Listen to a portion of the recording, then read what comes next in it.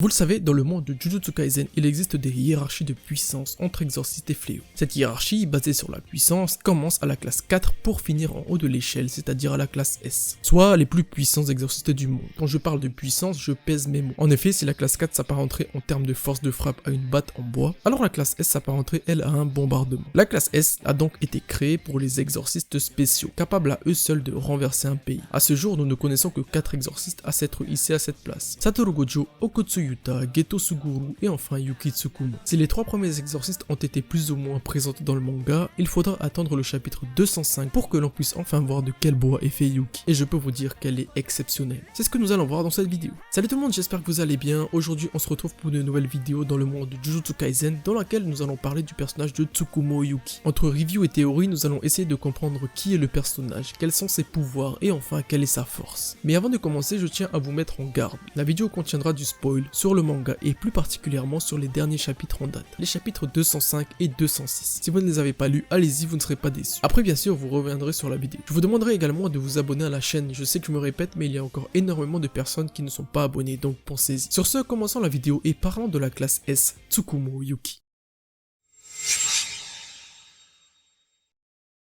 Comme dit dans l'intro, Yuki est l'un des 4 exorcistes de classe S et donc l'un des 3 encore en vie. On ne connaît pas grand chose d'elle finalement, donc cette partie va être assez brève. C'est le maître de Todo Aoi, donc un étudiant de l'école de Kyoto. Yuki possède surtout la réputation de n'entreprendre presque aucune mission de la part des écoles d'exorcisme et d'être une bonne à rien préférant s'amuser à l'étranger. Durant l'arc du passé de Satoru, on apprendra qu'elle n'a pas la même vision des choses que l'administration du lycée. Eux traitent les symptômes qui découlent de l'énergie occulte, donc l'exorcisation des fléaux, alors que Yuki elle s'intéresse aux causes. En gros, son projet à elle, c'est de bâtir un monde où les esprits maudits ne pourraient plus réapparaître. Un monde de paix en quelque sorte. Ce monde, il y a 2 façons de l'obtenir. Soit en faisant disparaître toute trace d'énergie maudite chez les humains, soit d'apprendre aux humains à la maîtriser. La première raison est un peu compliquée, et le seul cas était Toji, le tueur d'exorcistes, qui avait complètement rejeté l'énergie maudite grâce à son serment inné. D'ailleurs, j'ai fait une superbe vidéo sur Toji si ça vous intéresse. Donc, elle optera pour la deuxième solution, à savoir éduquer l'humanité à l'énergie occulte, car lorsqu'on sait la maîtriser, on peut éviter de créer des fléaux avec nos sentiments négatifs. Ainsi, si tous les humains savaient maîtriser l'énergie occulte, eh bien, il n'aurait tout simplement plus de fléaux. Sur le papier, c'est un bon plan. Après, bon courage pour le mettre en œuvre. Elle réapparaîtra à Shibuya pour venir en aide à Yuji et ses potes pendant leur affrontement contre Kenjaku. Et heureusement d'ailleurs, sinon l'histoire se serait finie beaucoup plus vite que prévu. Par la suite, elle rencontrera Tengen en même temps que les autres, mais néanmoins, on sentait qu'il y avait quelque chose qui clochait. Elle avait l'air d'avoir une dent contre lui. Et en effet, on apprendra par la suite que Yuki était un plasma stellaire, donc un être dans lequel Tengen pourrait se réincarner. Néanmoins, elle n'a pas fusionné avec Tengen et je crois que l'on ne sait pas la raison. En tout cas pour le moment. Elle est capable d'entendre toutes les voix des plasmas stellaires absorbés par Tengen. Et c'est à peu près tout ce qu'on sait d'elle. Donc on va pouvoir passer à la section où nous allons parler de ses pouvoirs.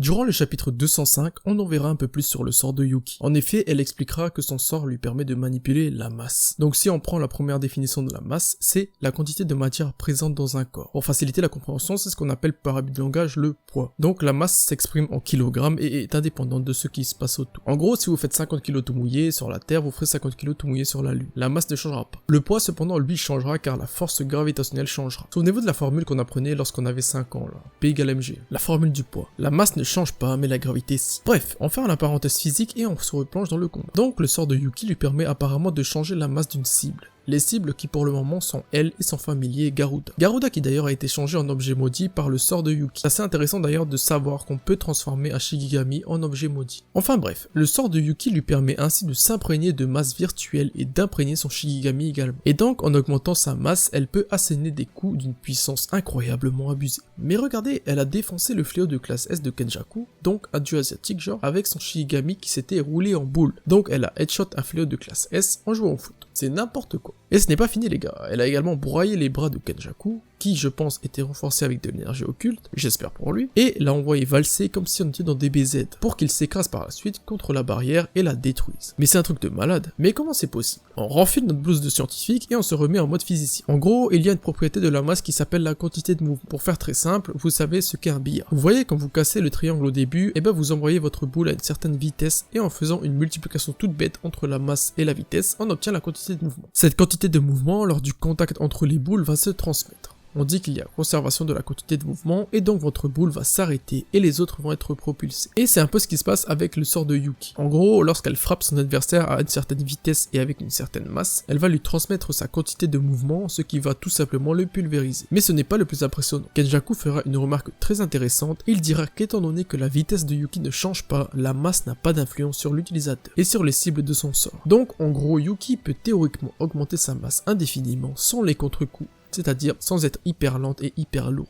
C'est juste trop cheaté. Kenjaku dira même qu'invoquer de puissants fléaux ne servira à rien contre sa technique. Ce qui est logique après ce qu'elle a fait à son soi-disant dieu asiatique. Et ça, ce n'était qu'un échantillon car je pense qu'elle peut donner des coups beaucoup plus dévastateurs. Dans la suite du combat, on voit Kenjaku effectuer ses mudras pour étendre son territoire et il dira à Yuki qu'elle n'avait pas étendu le sien car elle pensait ne pas gagner un duel de territoire. Ainsi, on comprend que Yuki possède une extension du territoire et j'ai envie de dire logique car c'est une classe S. Et donc elle ferait un peu tâche avec les autres si elle ne possédait pas d'extension du territoire. Néanmoins, elle a choisi de ne pas l'étendre pour une bonne raison. Peut-être qu'elle connaissait les talents de Kenjaku, un exorciste millénaire je le rappelle, ou tout simplement car elle avait un autre plan en tête. Et effectivement, on apprendra dans le chapitre 206 qu'elle avait un plan avec Tengen. Parlons maintenant de son Shinigami Garuda. Non seulement il lui permet de se battre à distance, mais c'est également un allié puissant lors de ses combats. En effet, lorsqu'elle sera mise à terre par Kenjaku, Garuda gagnera du temps en se battant contre Kenjaku. Par la suite, il s'enroulera autour de lui afin de l'immobiliser. Il semblerait d'ailleurs que Yuki le considère comme un réel avantage, comme on peut le voir lorsqu'elle dira que même si elle est en sale état, elle a toujours Garuda et donc elle peut gagner. Alors, est-ce qu'il cache quelque chose, ou elle a dit ça tout simplement car comme Rika et Yuta, ils forment un duo de choc? On ne sait pas encore. Évidemment, Yuki maîtrise le territoire simple, permettant, je le rappelle, de se protéger des effets des extensions du territoire. Mais alors, quelle pourrait être sa vraie force? Pourquoi est-elle considérée comme une classe S? C'est ce que nous allons voir tout de suite.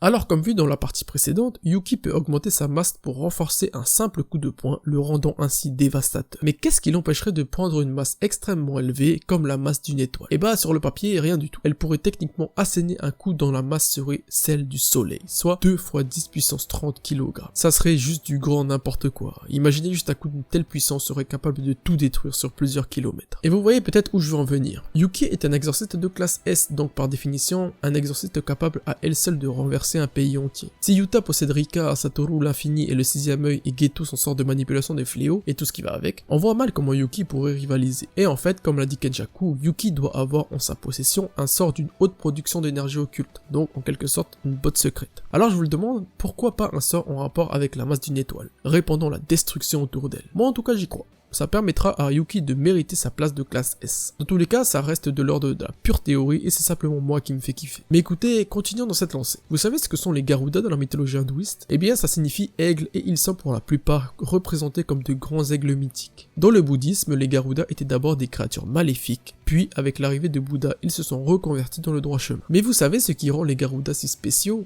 Eh bien, c'est le fait qu'ils sont immortels. Donc, si on fait le parallèle avec le monde de Jujutsu Kaisen, eh bien alors peut-être que le Garuda de Yuki est immortel, et si on veut aller plus loin, peut-être qu'il a un pouvoir lié à la guérison ou à l'immortalité. Bon, ok, je vais peut-être un peu loin. Et vous me direz que ça n'a juste aucun rapport avec le sort de Yuki. Et je suis bien d'accord avec vous, mais et si c'était vrai? Ça ferait de Yuki une exorciste très spéciale, méritant amplement son grade de classe S. En tout cas, merci à tous d'avoir regardé la vidéo, j'espère qu'elle vous aura plu. C'était une vidéo mi-théorie et mi-review, dites-moi ce que vous en pensez dans les commentaires. Dites-moi également vos théories sur son sort spécial, je serais curieux de lire tout ça. En tout cas, nous on se retrouve la semaine prochaine pour une vidéo incroyable. Donc sur ce, faites attention à vous les gars, et à la semaine prochaine.